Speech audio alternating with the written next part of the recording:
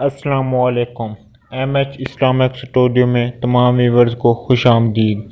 جیسا کہ آپ لوگ جانتے ہیں کہ پچھلی ویڈیو میں صلاح الدین ایوبی کا تھوڑا بہت تعارف کروایا تھا۔ امید ہے کہ آپ سب دوستوں کو وہ ویڈیو بہت اچھی لگی ہوگی۔ جو لوگ ہمارے اس چینل پر نئے آئے ہیں وہ کائنڈلی ہمارے اس چینل کو سبسکرائب کر لیں اور بیل آئیکن کا بٹن دبا لیں تاکہ ان تک ہماری ہر نئی آنے والی ویڈیو بآسانی سے پہنچ سکے۔ فتح بیت المقدس۔ حطین کی فتح کے بعد صلاح الدین نے بیت المقدس کی طرف کا رخ کیا۔ ایک ہفتہ تک خونریز جنگ کے بعد مسیحیوں نے ہتھیار ڈال دیے اور رحم کی درخواست کی۔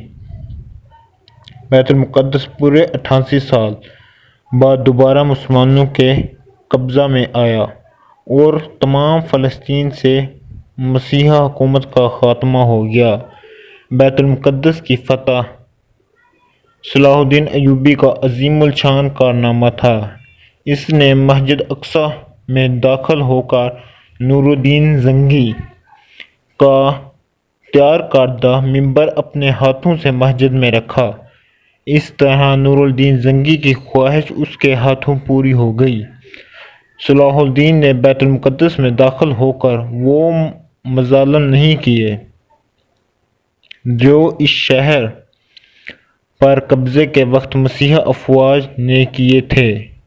صلاح الدین ایک مثالی فاتح کی حیثیت سے بیت المقدس میں داخل ہوا۔ اس نے زر فدیہ لے کر ہر مسیحی کو امان دے کر اور جو غریب فدیہ نہیں ادا کر سکے ان کے فدیہ کی رقم صلاح الدین اور اس کے بھائی ملک عادل نے خود ادا کی۔ بیت المقدس پر فتح کے ساتھ یروشلم کی وہ مسیحی حکومت بھی ختم ہوگی جو فلسطین میں 1099 عیسوی سے قائم تھی۔ اس کے بعد جلد ہی سارا فلسطین مسلمانوں کے قبضہ میں آ گیا۔ بیت المقدس پر تقریباً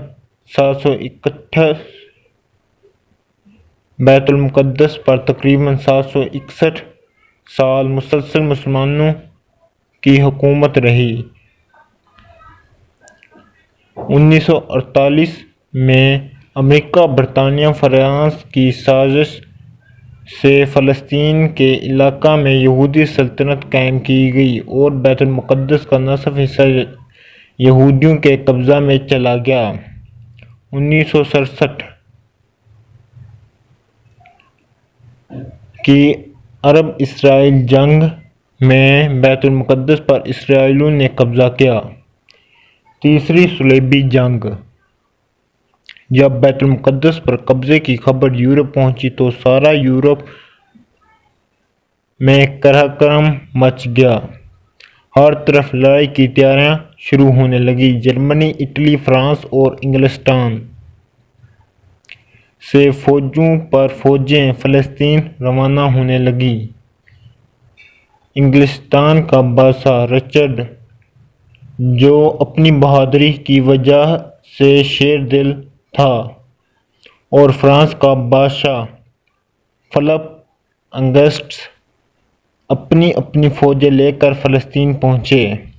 یورپ کی اس متحدہ فوج کی تعداد 6 لاکھ تھی۔ جرمنی کا بادشاہ فریڈرک باربروسا بھی اس مہم میں ان کے ساتھ تھا۔ جو لوگ ہمارے اس چینل پر نئے آئے ہیں وہ کائنڈلی ہمارے اس چینل کو سبسکرائب کر لیں اور بیل آئیکن کا بٹن دبا لیں تاکہ ان تک ہماری ہر نئی آنے والی ویڈیو بآسانی سے پہنچ سکے۔ مسیحی دنیا نے اس قدر لاتعداد فوج ابھی تک فراہم نہ کی تھی۔ یہ عظیم الشان لشکر یورپ سے روانہ ہوا اور عکا کی طرف بندرگاہ کا محاصرہ کر لیا۔ اگرچہ سلطان صلاح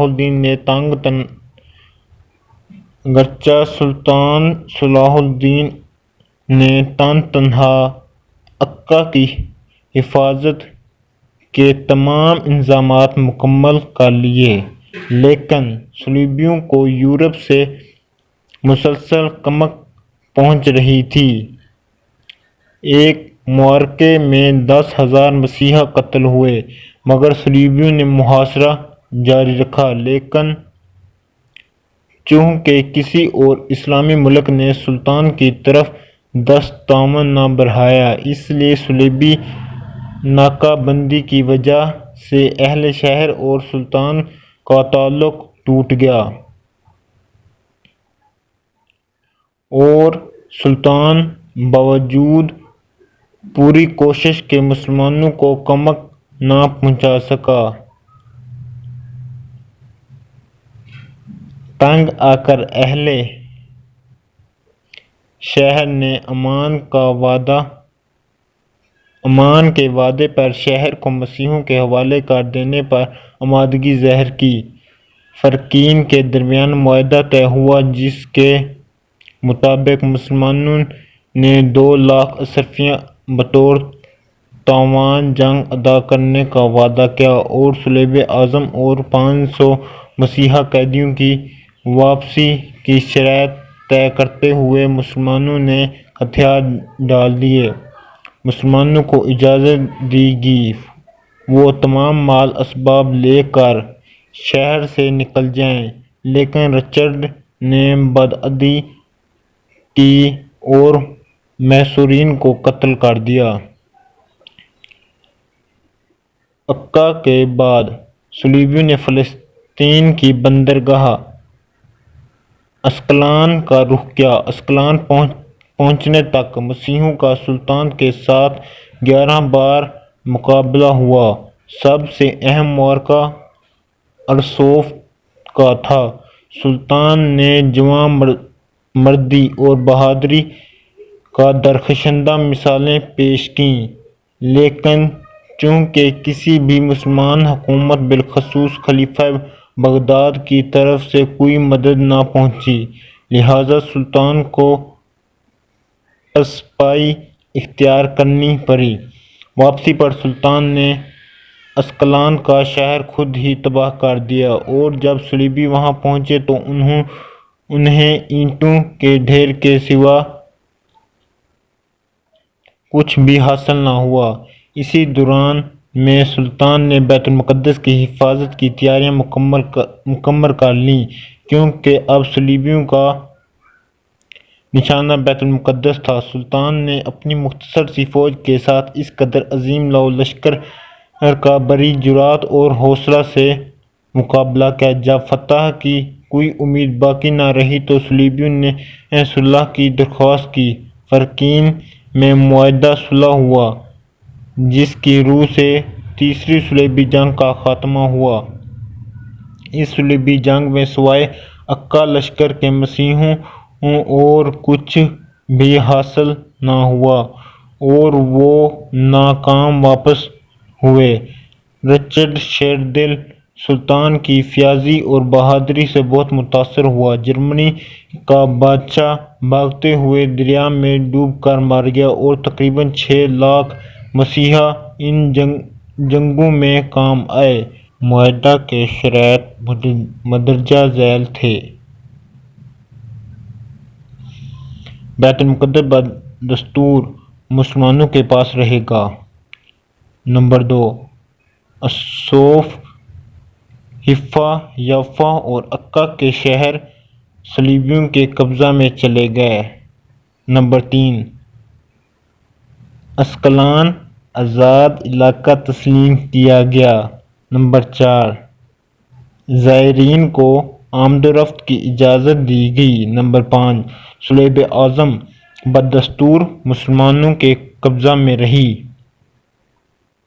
تیسری صلیبی جنگ میں سلطان صلاح الدین نے ثابت کر دیا کہ وہ دنیا کا سب سے طاقتور ترین حکمران ہے۔